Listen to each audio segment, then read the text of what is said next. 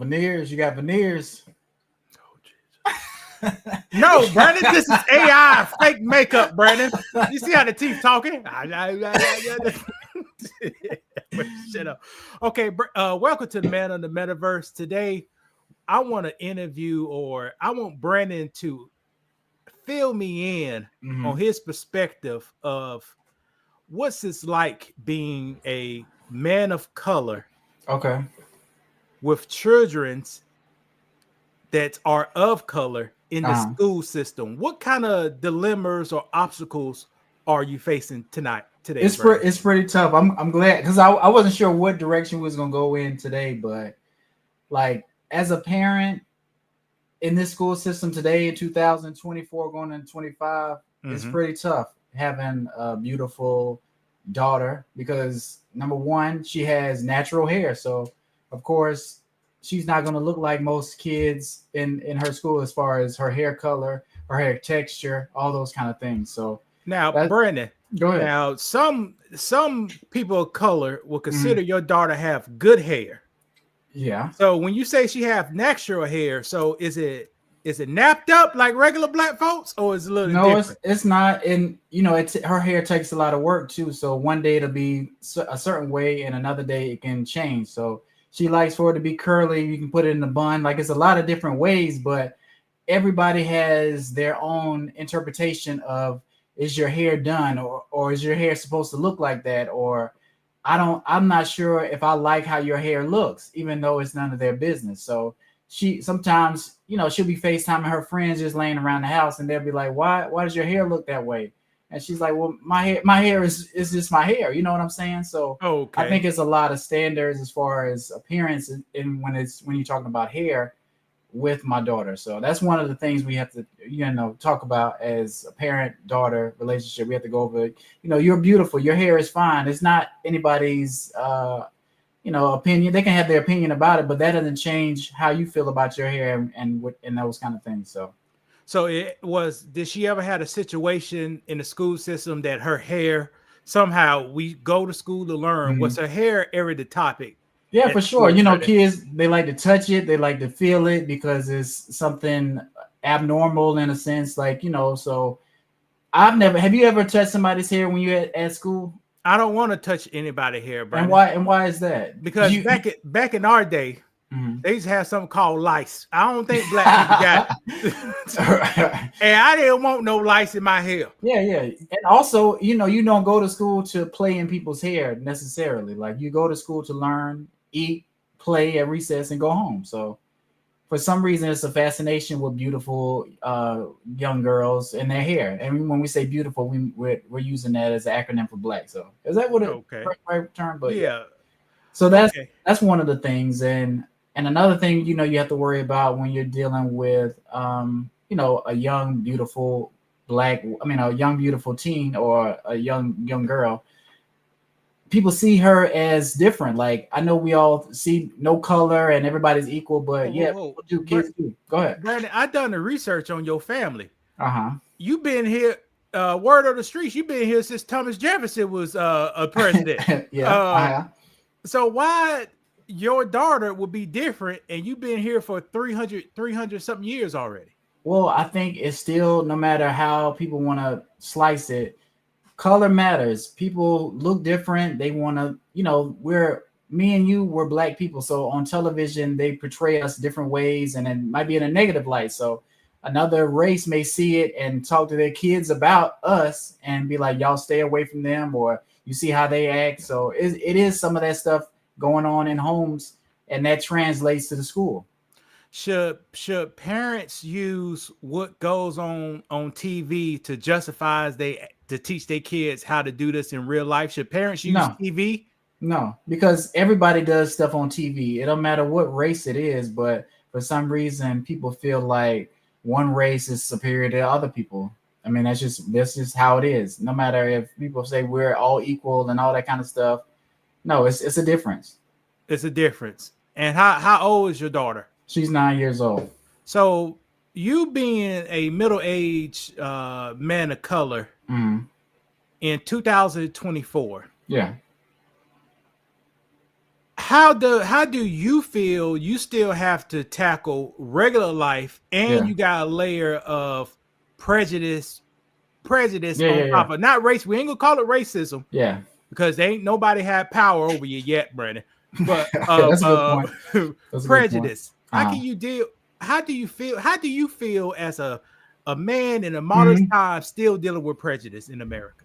It's draining. And like I said, we've talked on the phone about the different conversations I have to have with my daughter, just because if you're a minority in a school system, like you're on the outside, like people are looking at you, they're judging you a different way. So that can make you feel less than, even though you know you're not. So I have to remind her, I have to instill in her that no, you are on their level, if not better. So you're just because you're brown, that doesn't mean people should talk down to you, mistreat you, any of those kind of things, because we're all supposed to be equal.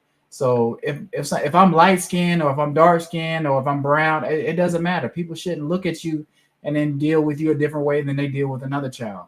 And you got to teach a 9-year-old. Yeah, it's even younger than that, because never had a pastrami yet. No, never had a stuffed pizza yet. You got to teach us these life lessons this early in life. Yeah. Now, how could you avoid that, Brandon? And like I said, we've talked about this. I could put her in a school where she's not the minority. She could be the majority, right? But that makes sense. But if you put her in that school, you can't run from all problems. So it may not be that type of problem, but it may be a different type of problem. What kind of problems you're having? Well, for some reason, I haven't been in one per se, but it may be a lack of funds in a. Well, hold on, Brandon. Okay, well, go ahead. Black Brandon. So, Brandon, me and you never went to school together. We have around black people. Yeah, we have. Do you think we had the same resources as all schools around our area? No, we went. I think we went to a pretty good school. But it wasn't 90% black though. No, it wasn't 90% black. No, it's maybe 20-40. Yeah. 20% black. You saying 20% black? Yeah. 20% to 40% black at all times. Okay. I got it. That's a good breakdown. But yeah. So I'm just saying funds can be allocated differently at those schools. It may be more. Not saying there's no violence at the school she's at, because they've had fights. It's not a lot, but it could be more violence. Could be all kinds of different things, different elements that you may not want, that you may not experience at a different school. Now, what kind of violence? How would you compare the violence between a minority school versus a majority school, Brandon? That's a good point. I'll just speak on the incident I told you about last year. They had a gun incident at the school that she goes to. So you may not have that incident at another school, but we had it at that school. They may not have gang violence. Listen, but I'm giving you a breakdown. Okay. They may not have gang violence at the school that my daughter goes to, but if she goes to, depending on the area, if she goes to a certain school, they may already be in gangs as old as let's just say middle school. If she go to a middle school, elementary, maybe they have some topics about gangs, maybe not, but those are the kind of things you have to weigh when you're trying to figure out what school you should go to. All right, so the violence at a minority school and the violence at a majority school are different. Why do you think the violence is different in the kids, in the adolescents? Well, it's just the environment. Wherever the environment you kind of grow up in and what you see around you, you kind of be a kind of a product of that environment. So if all you see is people's, I'm not speaking about our community, but if you see fighting, selling drugs, gambling, like you see that kind of stuff, and we're not outside building, planting stuff, like if it's not positive, you're gonna take on those negative things and you're gonna bring them into school. So if you're around positive stuff and you take that to school, everybody's going to be susceptible to more positive things, more positive outcomes. Now, who's responsible of getting our children today around more positive things, Bernie? The elders. Well, that's me and you. Like I don't got no kids. I ain't responsible for zero kids. That's not true. Okay, but are you in a community? Do you look out for the community? You do in a way. You protect it in a way. You do. And I'm pretty sure there's kids in your community that you told me about. You ride by them. you make yourself available not to talk to them, but they see you and they know you're a force in the neighborhood. They say that's crazy. Lewis right there, he looked like he got a couple guns on him. So if anything go down, I he don't may have no be guns, safe. artists and gentlemen. I don't own not one firearm. All okay, right? fair enough. I may own a pistol or a rifle, but I don't own 0 firearms. All right, people? Fair enough. But they see Lewis. He's a large guy. He's about 6 feet tall. If somebody came in and was threatening us, looking. if some bad kids came in the neighborhood, you would be able to stick up for them if that's what you saw. If you saw some kids getting picked on, that they were picking on the neighborhood kids, would you step in and do something? I wrote out away. Y'all quit all that. There you go. That's all you need. That's it, right. That's it. Yeah. Right. They'll be looking around and they may scatter. So sometimes I don't know about that. Here it is, Brent. You got to be skeptical, people. What? When you address other people like kids like that, you want to do it out of place of love. Yeah. Luckily, when I had to do things like that, I did it out of thing of love, and the teenagers. No, why backfire, Brandon? What they go? I'm asking you. They get whooped up by a grown man. That's what they want. That's a backfire. But go ahead. No, unless they got a gun or something. It usually works because I do it out of position of love. I'm not like a Karen. When Karens tell you to do stuff, that's not a position of love. That's a position of control. Yeah. So I got it. And that makes sense. And like I say, you may not have children, but you still can impact a community in a positive way, or you can impact it in a negative way. You can buy pit bulls. You can have them running loose in the neighborhood.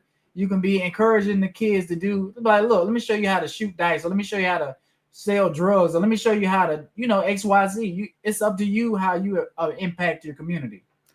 Yeah, Brandon's talking about selling drugs like it's the early 2090s. Well, now, go ahead. Now, Brandon, I'm going to say, let me show you how to steal some credit cards off the internet. All right. Let me show you how sell to prescription drugs. Get your mama's drugs. You got to be a doctor to do that, brother. Or let me show you how to run up in this store and grab a bunch of stuff and run out. Yeah. So, but I can be doing that, but I choose not to. I choose to follow, I guess, God. I don't know why my camera went down. Did my camera go down? It was zooming in and out. It's trying to track you.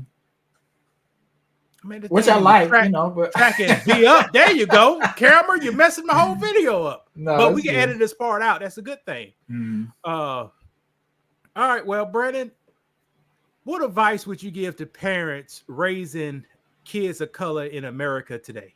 Kids of color like me, or just because it's white of color? But Brandon, you know who I'm talking about, Brandon. Okay, I'm just making audience with Lewis. I have to make sure I know exactly what he's talking about, because Lewis is tricky with words. He is precise with words too, so I have to double check to make sure he's talking about me. But Brandon acting like we ain't talked an hour before this damn show with the ground lines. He act like he didn't hear that. Yeah, I did.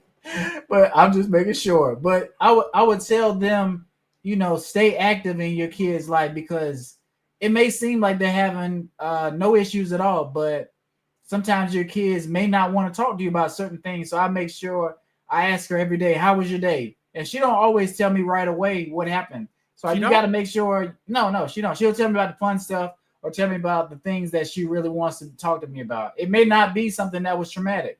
She may have kind of forgotten about it. But towards the end of the night, that's when I'm not going to say she gets emotional, but that's when, other things start coming up in her mind. She's like, well, today, when I ask her, so you sure nothing else happened today? So, well, today such and such did something that made me feel uncomfortable. So that's when I found out what, she told me when I told you about. So you see, Brandon got a good father to daughter relationship. Yeah. Brandon understands, I guess sometimes women be thinking a lot. Your daughter is a young woman, thinking a lot. Yeah, she may not be upfront with it, but once you get more comfortable and more trust. So how did you build that trust, Brandon, with your daughter? Because go ahead. I heard black man rejects all their kids in America, and And all right, somehow the black community is re-saying the same thing too. Yeah. But how and do I you used to believe, I'll tell you, but I used to kind of believe that too, because you kind of go off of what you hear in the media. But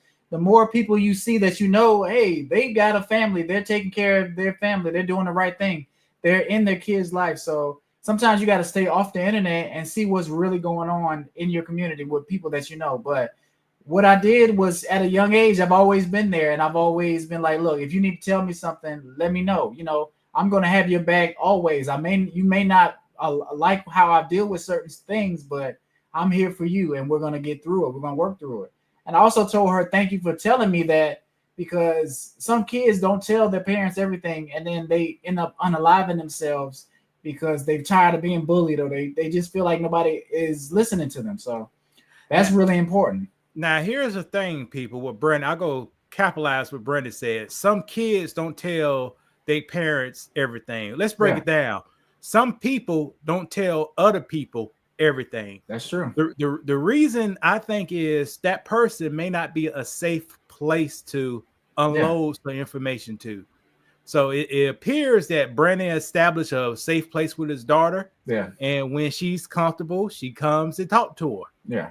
Hopefully she'll come when she get older. She'll come talk to her about boys. That'd be the best advice in the world. Right. And we do have those kind of conversations, and because I do want to know what she thinks. And like I say, she likes boys.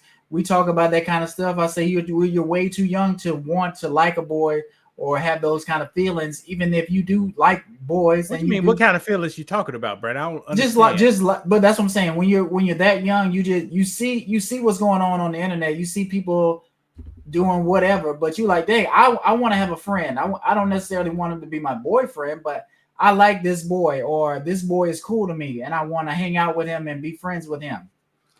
Now, Brandon, when I was 4 years old or 5, I was drawing pictures of big old titties in color books. Okay. Was I'm too young to be drawing those pictures, Brandon? You were. Why? In my opinion. I just think that is young. But like I say, when you're that young, you still know about that kind of stuff. So it's not like it's hidden from you. It's something you know about. It may be innocent. That's why I was drawing. That's why I was drawing. Right. Did you at the time, or did you ask your mom later when you were older, what were you going through and what were you thinking about? Or, did you want to go? I'm thinking about them pretty girls, man. I used to steal my sister Barbie dolls to take them in my room, do some things to them. There you go. So that kind of stuff is in young people's minds, but you didn't go out acting on it, did you? No. Okay, no, what you mean? You just grab it, man, Brandon. You don't be grabbing nobody. No, but that's what I'm saying. So sometimes then people do the same thing. Like, you like something, that doesn't mean you can go out and go pursue it. You know what I'm saying? So just like she may want a boyfriend, you don't need to actively go out and try to court a boyfriend or talk to a boyfriend because you're too young. Wait and be late, worry about that stuff later on. Damn, Brandon. So how old was you old enough, in your opinion, with your daughter, Brandon? It's funny. We was watching a movie last night, Dear Satan, and I think it was in maybe middle school, and the boy tried to kiss the girl. She was like, oh no, they way too young. Aren't you supposed to be about 30 when you trying to get your first kiss? I was like, there you go. Yep. Just like that. But I was like, well, when you're in high school, you may be able to get a boyfriend or whatever. But you don't necessarily need to be kissing and doing all that kind of stuff, because it's just going to lead to other things. So now what you go tell her, what do boys like to do, Brandon? And up to the age of 30. So when she asks now, or when she's in middle school or high school? Middle school or high school, what do boys I think it's gonna be too late then to sugarcoat. So I might have to let her know what's going on, just because the world's moving faster. So what do boys like to do, Brandon?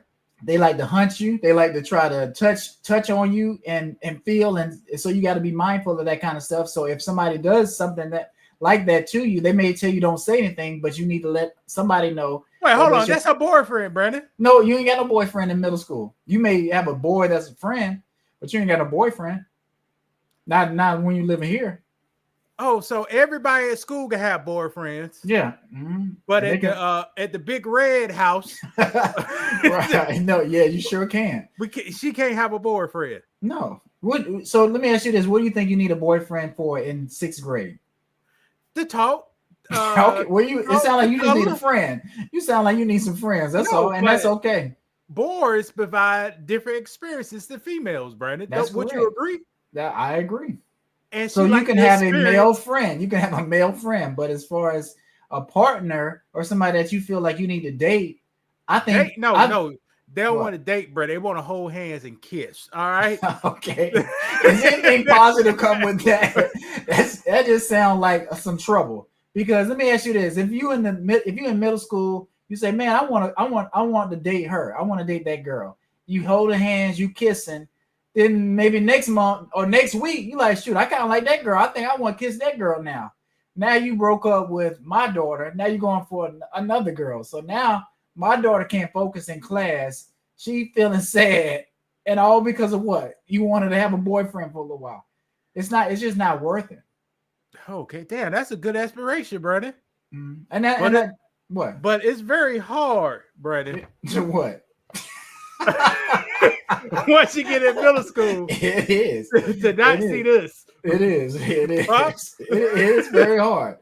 But I was praying to God, let me see him. Let me touch him. Let me see him. Let me get him. See, Brandon know how that boys think. I know, and that's why I try to protect my daughter from that kind of stuff, because it's fine with us, because men or boys, we're not as emotional. We may be emotional, but in a different way. So we can be that's like, yeah, I'm emotional, cool. Brandon. Because men. That's somebody left $500 on the ground. And I want to get a piece of it. Okay. That's how it looks like to me. Okay. That's $500. But let me ask you this: what is it when like guys are dating somebody and they're possessive and they're controlling and they end up, unaliving their partner because they can't control their emotion? Because men do get emotional. They are unstable. I think it's more unstable than emotionally. How does that apply to this conversation, Brandon? Because that's what people do. We were talking about people being emotional. So you were saying men don't be emotional, and that's an emotional trait, being jealous and controlling. Okay, so you don't want your daughter to experience those intimate emotions. Yeah. If you don't have to, if you have to, or you're older and you feel like this, it's worth trying to go through this, because maybe I found a Travis Hunter or somebody that's nice and he's, I guess, on the right path. Maybe, okay, we'll see. But just somebody in the middle school that said they like you one day, no, it's just not worth trying to do. So can your daughter have a boyfriend in high school? Possibly. What year are we talking about? I mean, no, 11th grade. For sure. And that's what I was going to say. In middle school, they have dances too. So if she wants to have wants to go to the dance with somebody, I'm okay with that. So she had a school dance last year, and she was going to go with somebody to the dance, but they ended up kind of chickening out. So, boys are young. They kind of want to go to the dance with you, but then they kind of get scared because of peer pressure. So. All right, so Brandon's daughter can't have a boyfriend till she turns 30. Correct. Also, the school system is 2024. We are still facing systematic racism, prejudice, and discrimination in elementary school, people. Yeah. And also, Brandon said, just because you leave the skillet and jump into the fry pan, you still gonna get burned up. So it's different. You go to this school, you have to deal with these issues. You go to another school, you have to deal with other issues. Yeah. So, Brandon, I just want to say you're doing a good job. Well, I appreciate it. And like I say, if you didn't think I was doing a good job, or you have an opinion that's different, because we talk about different things, I want you to always be like, Brandon, this is how I feel, because I think that's the best way to do. Give me your honest opinion about stuff, and you usually do, whether I want to hear it or not. I told you an incident with a neighbor, and I was highly upset. And what'd you tell me to do? Don't calm down. Yeah, calm down. Angry. Right. See, here's a bigger lesson. You follow the Bible. What the Bible will tell you to do. Calm and silent. Mm-hmm. That will piss people off because you following the lessons from the Bible. That's true. In Corinthians, I forgot what chapter. I forgot whatever. Corinthians. They said, treat your enemies when your enemy is thirsty. Mm-hmm. Give them water. You give them the water sometimes. It's like putting a coal of fire on their head. Mm-hmm. Because they being mean to you, but you still have enough God in you to be friendly or cordial towards them. Cordial is a good word. Yeah. And Brandon don't need to talk while zero man need to talk or do anything while they're angry. Okay. Because you don't make the best decisions, or it's just not a good way to move. You should be calm whenever you're making what? Go ahead. Because you are the biggest beast on the earth. Mm. You're a man. You got the power over everything on this earth. Mm-hmm. Nothing is weaker than you. Why come to people with all that anger and you got all that power inside you? And that makes sense. Quick to anger is a bad. A man that was a bad tipper, that's bad. Mm-hmm. You see what I'm saying? Yeah, so I got you. Don't talk in anger. Let it calm down. That's a good point. I like that. So that's why I told you, Brandon, because Brandon came up there fired up. And you know this motherfucker, you know what this motherfucker what gonna say? He could say something. Mm-hmm. And if Brandon feel disrespected right there in anger, right? Who knows what's gonna happen? Right. Because there's been situations where I'm angry and I'm like, okay, I'm angry, but I'm in control. And I try to go out and have a conversation with somebody, and I'm still out of control, even though I feel like I should be able to handle it. But you never know how you're gonna control that anger, because you can't control it. It's uncontrollable pretty much when you're angry. Correct. Time you said I'm in anger, I'm in control. You on a boat crash out. You may be making the shore without sinking, but you may not. Yeah, there you go. But remove the anger, and you feel what comes after calm. Anger? What comes after anger? You ain't angry, but you're upset, or you have a concern or something. Yeah. Okay. Are you bothered? You still kind of bothered? You bothered, you know. Then you could come out there and talk. But anything that don't talk to me. Why angry? Shit, because you, like I say, I don't have no guns, but I may have a firearm. Right. Yeah. Right. So, Brandon, I don't got no more. All right. Thank you guys for tuning in today. If you caught this on our live stream, or you just checked it out on our channel, we appreciate it. Make sure you like, comment, subscribe, all that good stuff. You want to say anything before we get out of here? Guys, make sure you check out more of our videos. We have excellent videos. I keep saying this. We got the best content on the web, original content all the time. We rarely do reaction videos, but when we do, we go flip it to a part as you never seen before. Yeah, and we're only getting better. So correct. Buckle up for the ride. All right, y'all. Take care. Have a good one.